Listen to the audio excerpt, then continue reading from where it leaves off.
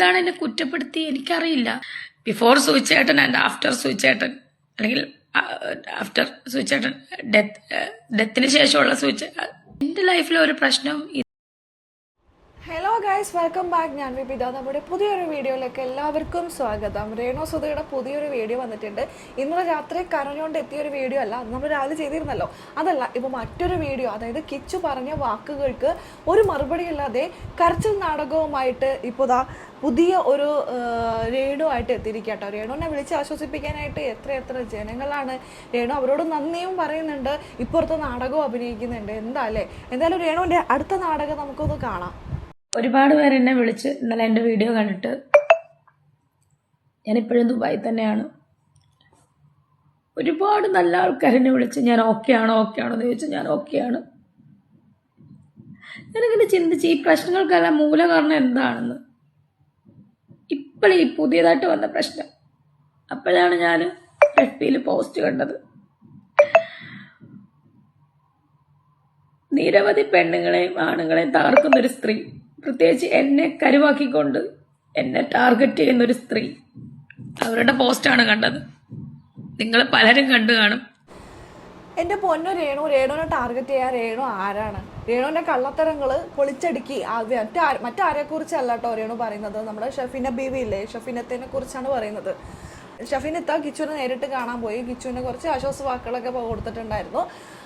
അത് അറിഞ്ഞപ്പോൾ ഉള്ള രേണു സുധിയുടെ അടുത്ത നാടകമാണ്. അപ്പം അതായത് അമ്മയും മകനെയും തെറ്റിക്കാൻ വേണ്ടിയിട്ട് സോഷ്യൽ മീഡിയയിൽ റിയാക്ഷൻ ഓളികൾ, അല്ലെങ്കിൽ എന്താ പറയണേ, അവര് ഇറങ്ങിയിരിക്കുന്നു എന്ന് വരുത്തി തീർക്കാൻ വേണ്ടിയിട്ടുള്ള രേണു മാഡത്തിന്റെ അടുത്ത നാടകം.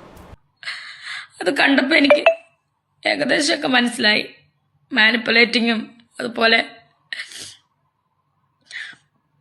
ഒന്നും പറയാനില്ല. എനിക്ക് മാനിപ്പുലേറ്റ് ചെയ്യാൻ കിച്ചു എന്താ കൊച്ചു കുഞ്ഞാണോ? 10-22 വയസ്സിന് മുകളിലായി അവന്. അപ്പോൾ ഇപ്പോൾ എന്താ അതൊക്കെ തുറന്നു പറയണമെന്ന് തോന്നിക്കാണും. അപ്പോൾ തുറന്നു പറഞ്ഞുകൊണ്ട് വരുന്നു. രേണുവിൻ്റെ ചിലവിലൊന്നുമല്ലോ കഴിയുന്നത്, രേണുവിനെ പേടിച്ച് ജീവിക്കാൻ. രേണുവിൻ്റെ ചിലവിലാണ് കഴിയുന്നുണ്ടെങ്കിൽ പഞ്ചപുച്ച അടക്കി മിണ്ടാതിരിക്കായിരുന്നു.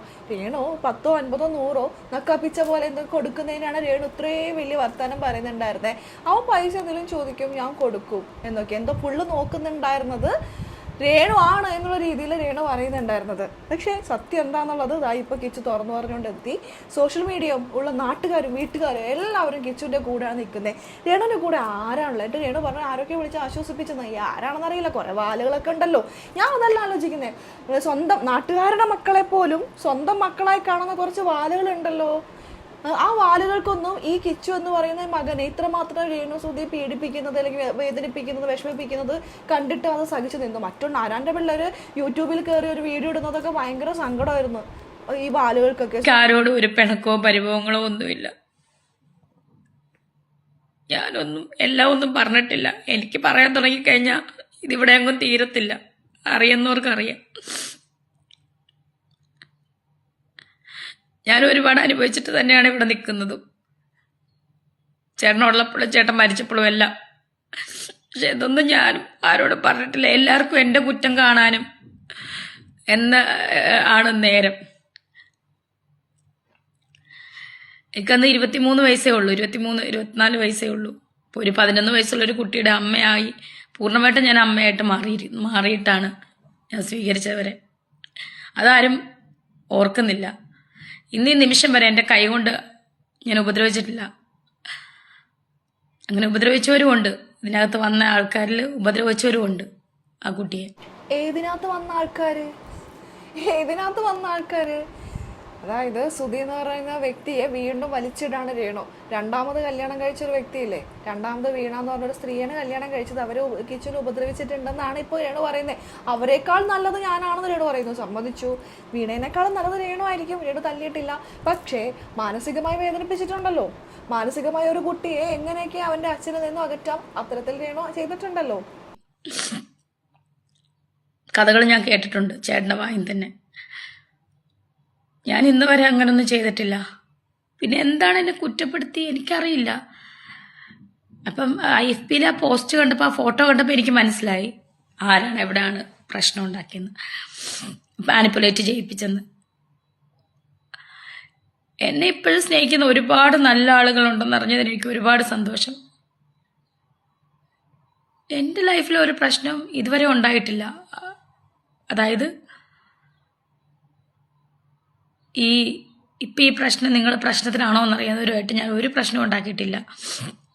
മിനിഞ്ഞാന്ന് വരെയും ഞാൻ പതിവ് പോലെ എന്നെ കോണ്ടാക്ട് ചെയ്യുകയും ആവശ്യമുള്ളത് ഞാൻ കൊടുക്കുകയൊക്കെ ചെയ്തിട്ട് ഒരു വ്യക്തിയാണ്, ഒരു അമ്മയാണ് ഞാൻ മിനിഞ്ഞാന്ന് വരെയും.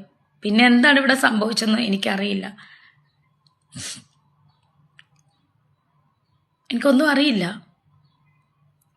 Totally I M confused. ഇപ്പം മനസ്സിലായി, ആ ഫോട്ടോ കണ്ടപ്പോൾ എനിക്ക് മനസ്സിലായി മാനിപ്പുലേറ്റിംഗ് ആണെന്ന്. അവരെ സ്വാധീനിച്ചത് എങ്ങനെയാണെന്ന് എനിക്ക് മനസ്സിലായി. ഒരാള് മാനിപ്പുലേറ്റ് ചെയ്താൽ മാറുന്ന തരത്തിലുള്ള ഒരു കൊച്ചു കുഞ്ഞാണോ അത്? ഇത് രേണു ആരൊക്കെ മാനിപ്പുലേറ്റ് ചെയ്യാൻ ശ്രമിച്ചാലും ആ പയ്യൻ, കിച്ചു എന്ന് പറയുന്ന ആ പയ്യൻ, അതിൻ്റെ ലൈഫിൽ നടന്നിട്ട് അതിന് ഓർമ്മ വെച്ച കാലം മുതൽ കറക്റ്റായിട്ട് ഓർമ്മയുള്ള ഓരോ കാര്യങ്ങൾ എണ്ണി എണ്ണി പറയുന്നത് ആരും പറയിപ്പിച്ചതല്ല, അതിൻ്റെ അനുഭവമാണ് അത് പറഞ്ഞിരിക്കുന്നത്. രേണു എന്തായി പറയുന്നത്? ആര് മാനിപ്പുലേറ്റ് ചെയ്തെന്നോ? ഷഫീനത്ത മാനിപ്പുലേറ്റ് ചെയ്തെന്നോ? കിച്ചുവിൻ്റെ സംസാരത്തിൽ നിന്ന് നമുക്കെല്ലാം മനസ്സിലായിട്ടുള്ള ഒരു കാര്യം വളരെ വ്യക്തമായിട്ട് അവൻ പറയുന്നുണ്ട്. അവന് ഓർമ്മ വെച്ച കാലം പോലുള്ള ഓരോ കാര്യം എണ്ണി എണ്ണി പറയുന്നുണ്ട്. അവസാന പരിപാടിക്ക് ഇപ്പം ഒരു ദിവസം അച്ഛൻ വന്നിട്ട് പറഞ്ഞു, നാളെ ഷൂട്ടുണ്ട്, ഒരു ഫ്ലവേഴ്സിൻ്റെ പ്രോഗ്രാം ഉണ്ട്, നീ വരണ്ട, അച്ഛനങ്ങ് പൊക്കോളാം. അമ്മയ്ക്ക് അതും ഇതൊക്കെ ഓരോ പ്രശ്നങ്ങളായിരുന്നു. എന്നെ കൊണ്ടുപോകുന്നത് ഷൂട്ടിന്, ഞങ്ങൾ രണ്ടുപേരും പോകുന്നത്, അതൊന്നും അമ്മയ്ക്ക് അങ്ങനെ വലിയൊരു താല്പര്യമില്ലാത്ത സംഭവമൊക്കെ ആയിരുന്നു. അതിൻ്റെ ഇടയിൽ അടിക്ക് ഉണ്ടായിട്ടുണ്ട്. എന്തോ ആർക്കും എന്നെ അങ്ങോട്ട് ഇഷ്ടമല്ലായിരുന്നു. അങ്ങനെ ഒരു സുധി എന്ന് പറയുന്ന വ്യക്തി അവസാന പരിപാടിക്ക് പങ്കെടുക്കുന്ന പോവാൻ സമയത്ത് നീ വരണ്ടടാ, ഞാൻ പോയിക്കോളാം എന്ന് പറഞ്ഞിട്ട്, അതായത് കിച്ചുവും കൂടിയും സുധിയുടെ കൂടെ എവിടെയെങ്കിലും പോകുന്നത്, പരിപാടിക്കൊക്കെ പോകുന്നത് രേണുവിന് ഇഷ്ടമല്ലായിരുന്നു. അതിൻ്റെ പേരിൽ വലിയ വഴക്കും ഉണ്ടായിട്ടുണ്ടെന്ന് കിച്ചു പറഞ്ഞിട്ടുണ്ട്. അത് ഉണ്ടാക്കി പറയുന്നതാണോ? അത് നുണയാണെങ്കിൽ രേണു പറ നുണയാണെന്ന്. കിച്ചു പറഞ്ഞിട്ടുള്ള കാര്യങ്ങൾ ഓരോന്ന് 1 by 1 ആയിട്ട് രേണു എടുത്ത് പറ, നുണയാണോ അവൻ പറഞ്ഞത്.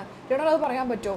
ഇല്ല. അതെന്തുകൊണ്ടാന്ന് വെച്ചാൽ കിച്ചു പറഞ്ഞതെല്ലാം വളരെ സത്യമായിട്ടുള്ള കാര്യമാണ്. ഇപ്പോൾ മാനിപ്പുലേറ്റ് ചെയ്തു എന്ന് പറയുന്നു, അതായത് ഷഫീന ബീവി എന്ന് പറയുന്ന ഒരു വ്യക്തി അവിടെ പോയി കിച്ചുവിനെ കണ്ടതാണ് മാനിപ്പുലേഷൻ എന്ന് പറയുന്നത്. ഇത് രേണു ചീഞ്ഞു നാറി. ഇനി ഇതിന്നൊരു കയറ്റണമെന്നൊന്നുമില്ല. രേണുവിൻ്റെ പതനത്തിൻ്റെ തുടക്കങ്ങൾ, ആദ്യത്തെ തുടക്കമല്ല, തുടക്കങ്ങൾ തുടങ്ങി 1 by 1 ആയിട്ട് തുടങ്ങിക്കഴിഞ്ഞു രേണു. ഇനി ഇതിൽ നിന്നും രേണുവിനൊരു മോചനമല്ല. കിച്ചു വാ തുറന്നു, ഇനി രേണുവിന് ഇതിൽ നിന്നൊരു മോചനം ഇല്ല. രേണു ചീഞ്ഞു, രേണു കള്ളത്തരൊക്കെ പൊളിഞ്ഞു, ഇനി ഒരു രക്ഷയില്ല. ഒരുപാട് പേര് എന്നെ വിളിച്ച് തിരക്കി. ഞാൻ ഓക്കെ ആണോ എന്ന് ചോദിച്ചു. ഇത് എന്റെ ആരാണോ ഈ ഒരുപാട് പേര് വിളിച്ച് തിരക്കാനായിട്ട്? സബ്സ്ക്രൈബ് ചെയ്ത കുറച്ചെണ്ണങ്ങളായിരിക്കും. നെഗറ്റീവ് അടിക്കുന്നവർക്ക് ഒരു സന്തോഷമായിരിക്കും ഞാൻ ഈ കരയുന്നതൊക്കെ. എനിക്ക് ഒരുപാട് കാര്യം പറയാനുണ്ട്. എൻ്റെ ലൈഫ് സ്റ്റോറി പറഞ്ഞു കഴിഞ്ഞാൽ ബിഫോർ സൂയിച്ചേട്ടൻ ആൻഡ് ആഫ്റ്റർ സൂയിച്ചേട്ടൻ, അല്ലെങ്കിൽ ആഫ്റ്റർ സൂയിച്ചേട്ടൻ ഡെത്തിന് ശേഷമുള്ള എന്ത് സംഭവിച്ചു? ഒന്നുകൂടി പറ, മനസ്സിലായില്ല. ഞാൻ ഓക്കെ ആണോ എന്ന് ചോദിച്ചു. ആഫ്റ്റർ സൂയിച്ചേട്ടൻ, അല്ലെങ്കിൽ ആഫ്റ്റർ സൂയിച്ചേട്ടൻ ഡെത്തിന് ശേഷമുള്ള ഒരു ജീവിതവും എൻ്റെ ജീവിതവും അതിന് മുന്നുള്ള ജീവിതവും എനിക്കും പറയാനുണ്ടെങ്കിൽ അത് പറഞ്ഞു കഴിഞ്ഞാൽ ഇവിടെ ഒന്നും തീരത്തില്ല. അതുകൊണ്ട് അതൊന്നും പറയിപ്പിക്കരുത്.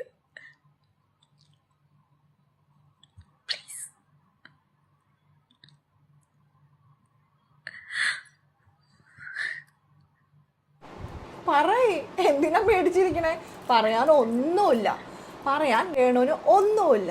രേണു ഇപ്പൊ ഷഫീനത്ത പറഞ്ഞ പോലെ കാൽ വിരലിന്റെ നഖം മുതൽ തലമുടി വരെ വിഷമാണ്, നുണയാണ് രേണു പറയുന്നത്.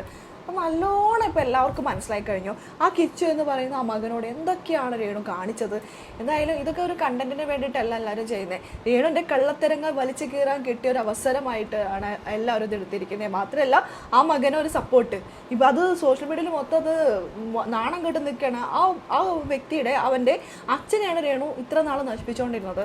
അവൻ അപ്പോഴും മിണ്ടാതിരുന്നു. അവസാനം അവൻ്റെ കൂട്ടുകാരുടെ അമ്മമാർ പോലും അവനോട് മിണ്ടാത്തൊരവസ്ഥയിലേക്ക് എത്തി, അല്ലെങ്കിൽ അവനെ വേദനിപ്പിക്കുന്ന അവസ്ഥയിലേക്ക് എത്തിക്കഴിഞ്ഞപ്പോഴാണ് ഫ്രണ്ട്സിൻ്റെ മുഖത്തോക്ക് പോലും നോക്കാൻ പറ്റാത്തൊരവസ്ഥ വന്നപ്പോഴാണ് കിച്ചു ഇപ്പോൾ വാതുറന്ന് പറഞ്ഞിട്ട് വന്നത്. അത് സഹിക്കാൻ പറ്റുന്നില്ല രേണുവിന് അല്ലേ. മിനിഞ്ഞാന്ന് പോലും കിച്ചു വിളിച്ചിട്ടുണ്ടായിരുന്നു അത്രേ, എന്തോ പൈസയ്ക്കോ എന്തോ വേണ്ടിയിട്ട്. എന്താ പറയണേ. വീഡിയോ കോളിൽ ഇപ്പൊ കാണുന്ന അമ്മയില്ലേ രേണുസുതി,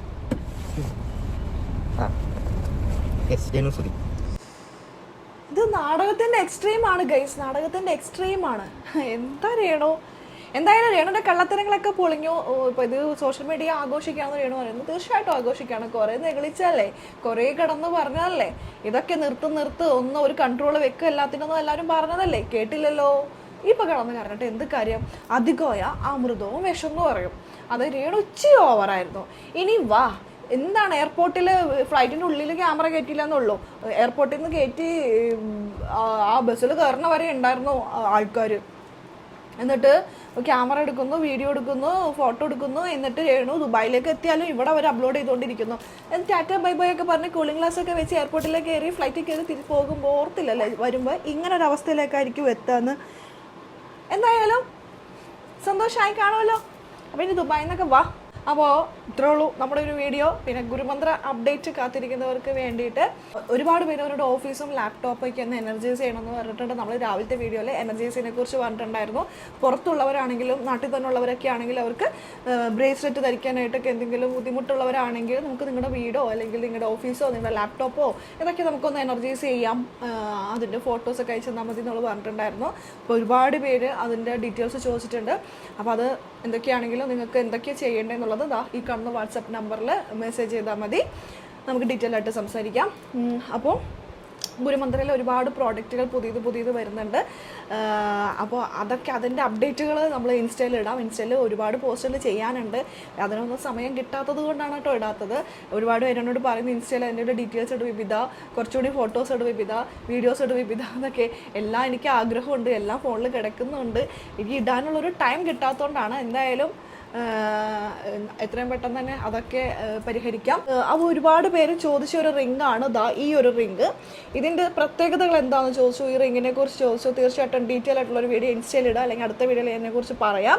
ഇതിപ്പോൾ തന്നെ ഒരു 15 പേർക്ക് ഒരു ഓർഡർ കിട്ടിയിട്ടുണ്ട്. അപ്പോൾ ഇനി ആർക്കെങ്കിലും വേണമെങ്കിൽ അത് പറയുക, കാരണം നമ്മൾ ബൾക്കായിട്ടാണ് നമ്മളിത് കസ്റ്റമൈസ് ചെയ്യുന്നത്. അപ്പോൾ ഇനി ആർക്കെങ്കിലും സ്മോക്കി കോട്ട്സിൻ്റെ ഈ ഒരു റിങ് വേണം, ബ്ലാക്ക് റിങ് വേണം എന്നുള്ളവർ പറയാം.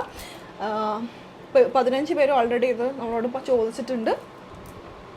ഇതിൻ്റെ റേറ്റ് വരുന്നത് 600 സംതിങ് ആണ് ഇതിൻ്റെ ഒരു റേഞ്ച് വരുന്നത്. അപ്പോൾ നമുക്ക് എത്രത്തോളം ബൾക്കായിട്ട് ഓർഡർ കിട്ടുന്നോ അത്രത്തോളം നമുക്ക് ഈ റേറ്റ് കുറയും. അപ്പോൾ ഇത്രയുള്ളൂ കേട്ടോ നമ്മുടെ വീഡിയോ. അപ്പോൾ നമുക്കിനി അടുത്തൊരു വീഡിയോ ആയിട്ട് കാണാം. അതുവരെയൊക്കെ എല്ലാവർക്കും